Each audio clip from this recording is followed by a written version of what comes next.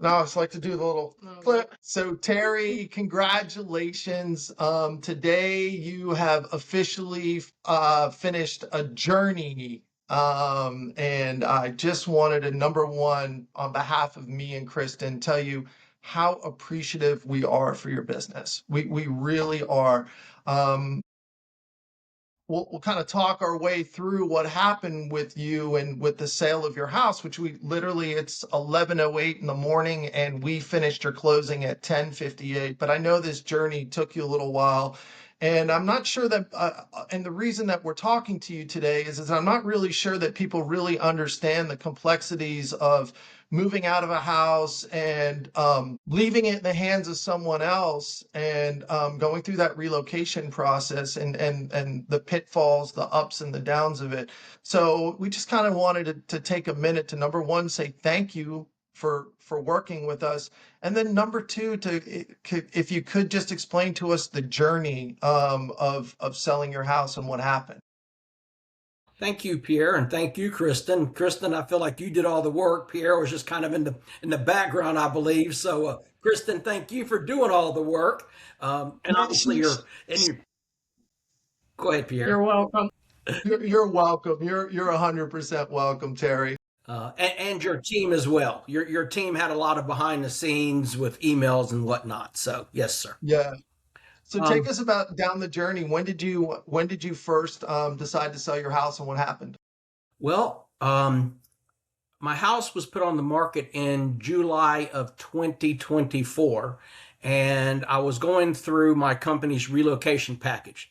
So my options were somewhat limited on, at least I was under the impression, uh, somewhat limited on who I could use, but had to, work into their system, had to be done and everything. Um, so obviously, we signed a realtor that met the criteria of the relocation company.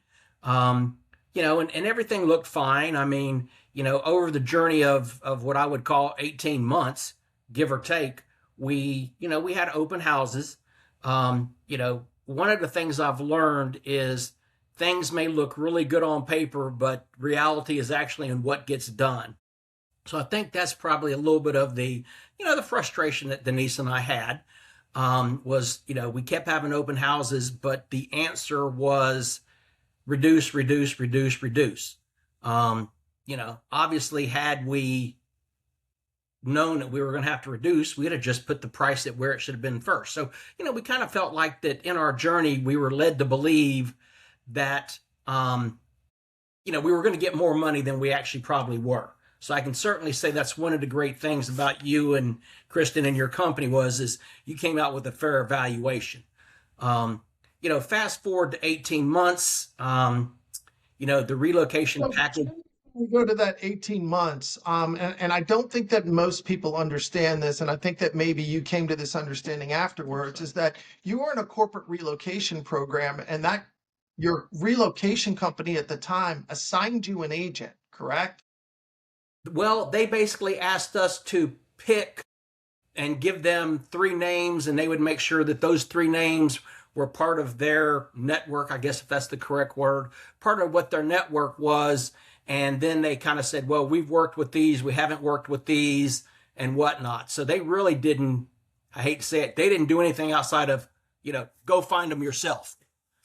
Right. So they didn't vet them for you, and they didn't say, hey, listen, this agent is local to you. We've had good experiences with it. They're just checking boxes for you, right? That is correct. Yes, sir. So we basically went with word of mouth of friends, um, people that we at least had known or run across, without us doing a lot of vetting. Obviously, we had, three proposals, if that's what you want to call them, presentations like you did, whatever that's called.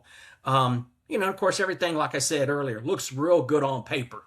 But the proof is in the pudding, obviously, at the end of the day.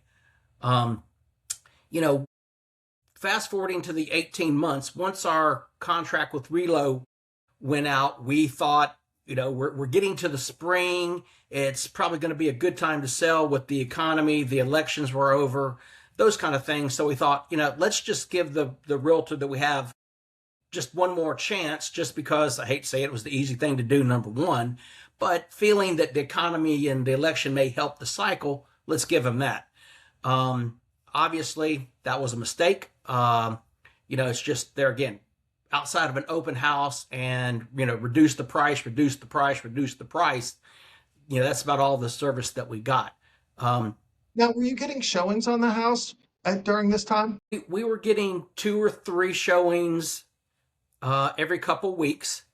And, the feedback was not very good. I mean, we were getting feedback, or he was giving us feedback, but the feedback was always things that we thought were very strange.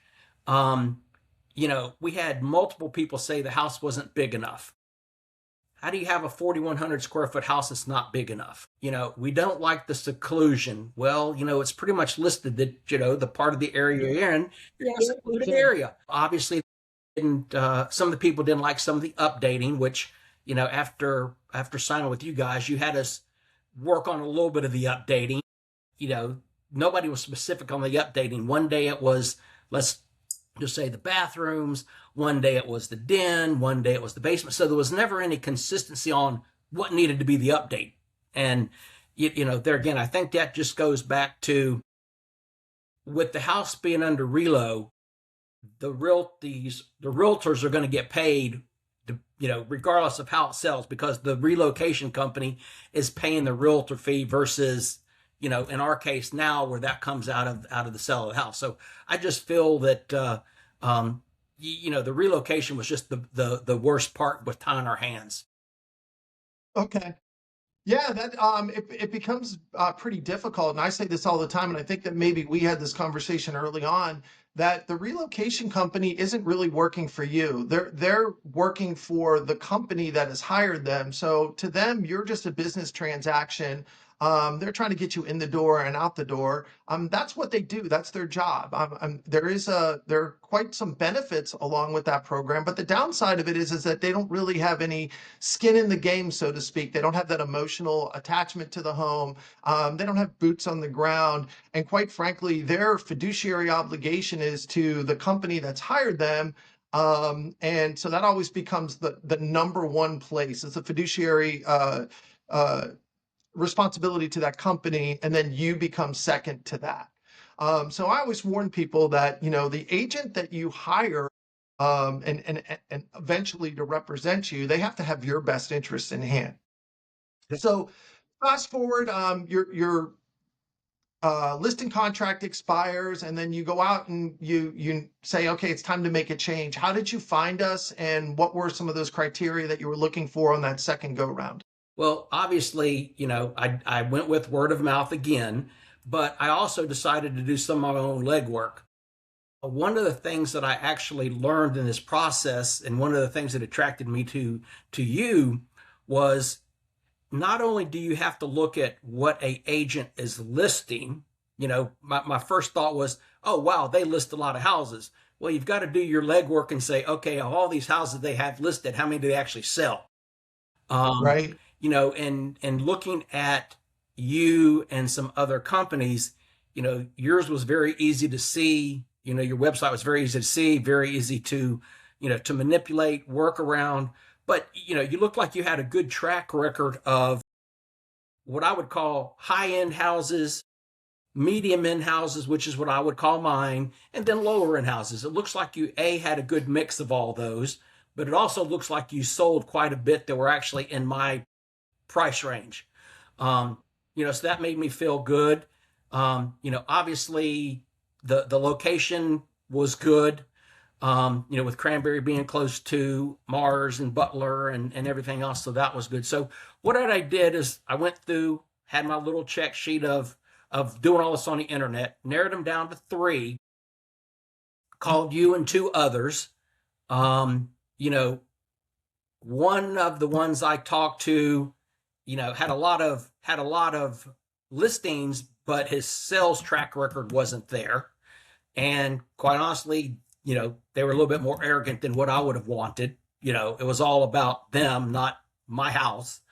And then the other one seemed very nice, really a go-getter, very positive experience. But the one thing, when I narrowed them down to 3, the one thing that I really liked the most about you is you did a presentation.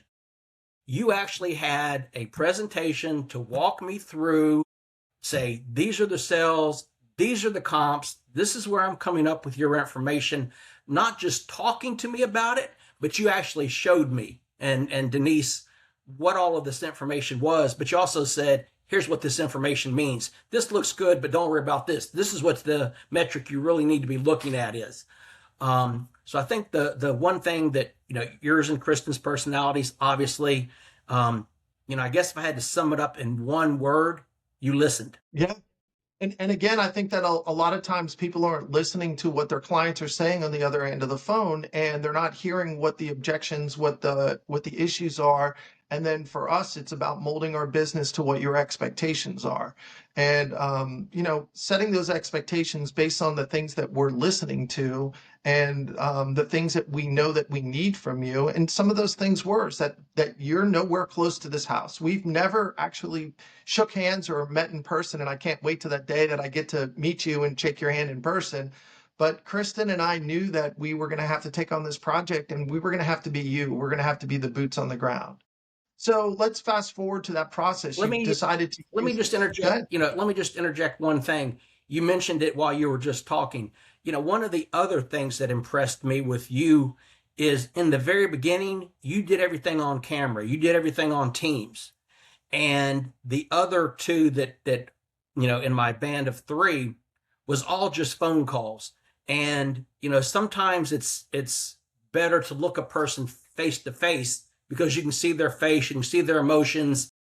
Not that anybody was a slick salesperson, but you can kind of tell when you look at people. So one of the attractive things about you and Kristin is everything you did in the very beginning was on camera so that we could get to know each other, not just tell me what you want me to do and I'll throw a sign in your yard. So there again, very impressive. An email or even a text message or a phone call, to see that wince in somebody's face when they're like, oh, I have to do that, right? And then feeling that emotion from it and saying, okay, well, this is definitely a touch point that we need to do because this hits hard. And having that face-to-face interaction with somebody, you can sense the emotion behind what you've just told them.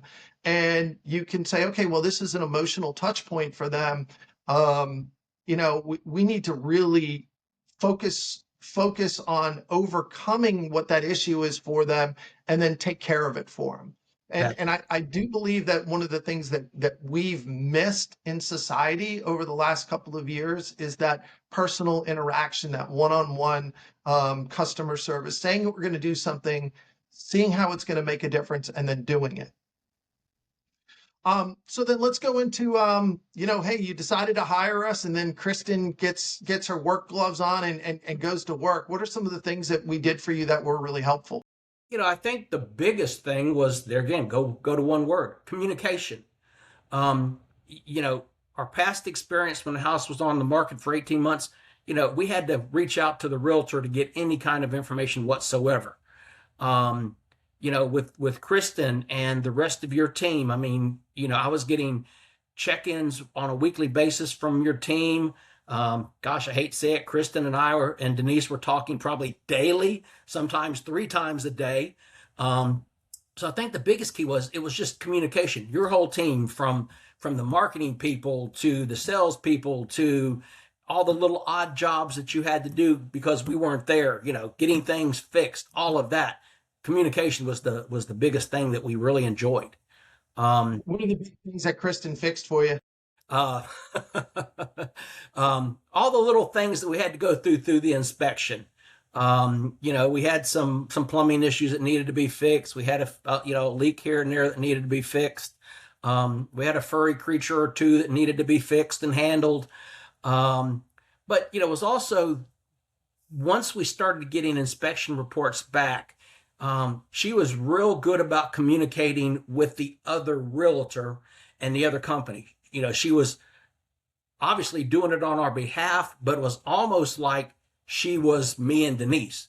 She knew the right answers. She knew the right questions to ask. After that first initial 1 or 2 chats, was pretty, easy to recognize that, wow, she is really looking at things in our best interest.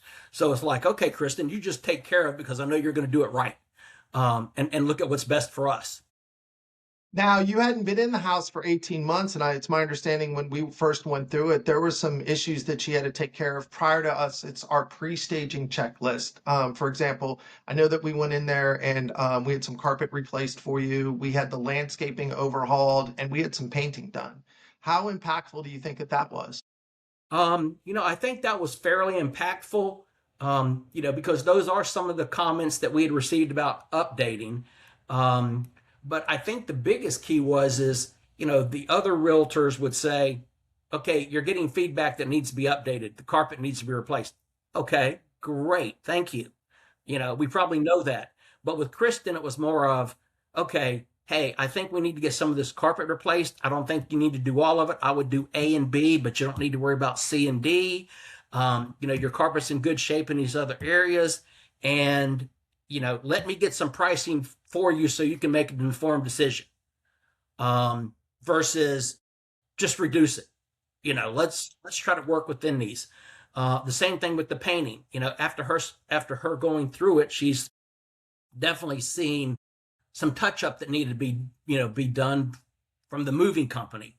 So there again, it was just more of her, I think, looking at it from my eyes and Denise's eyes versus a salesperson's eyes. Obviously, she looks at it through those lens, but she's also like, what can I do with the minimal cost to get us on the road to success? And I think she did that. So, again, yeah, all those little things add up, and being that point of contact and that one-stop shop for you. And obviously we vet our everyone that comes through the house, right? We're vetting our contractors. They work with us every day and we have those great relationships. I think it's really important to note that when people are hiring a real estate agent, that should be one of the questions that they're interviewing. And that they're asking is like, hey, who do you work with? Who do you have available to you? If I need to get someone in for a repair and I'm not around, who can we call that you trust? And I just don't think that people think about that, especially when they're getting ready to get up and move. And now you've got to put your trust in someone to make sure that this is happening and that you're not going to get fleeced. Um, so it's all wrapped up. We closed your house today. If you were to give somebody some advice on being in relocation or being an absentee homeowner and putting it in the hands of someone, what's that one thing that you kind of learned, or what would be that thing that you would that and this is the whole reason for this call. What would you tell someone if they were going to do it, if you were going to do this all over again? I would probably say, as odd as it sounds, pay close attention. Don't get caught up in the bells and whistles. Look in the weeds and really listen to what they're saying, because when we were going through Relo, we had all these wonderful books and booklets, and we're going to do this, and we're going to do this, and we're going to do this. Whereas, when you talked about doing this, you had the data to back it up, and you had things to show, not just a book of here's what it's going to look like when your picture comes out, the picture of your house comes out in this book. So I think, listen intently and don't get caught up with the bells and whistles. Right. Yeah, because there's a lot of fluff that's out there.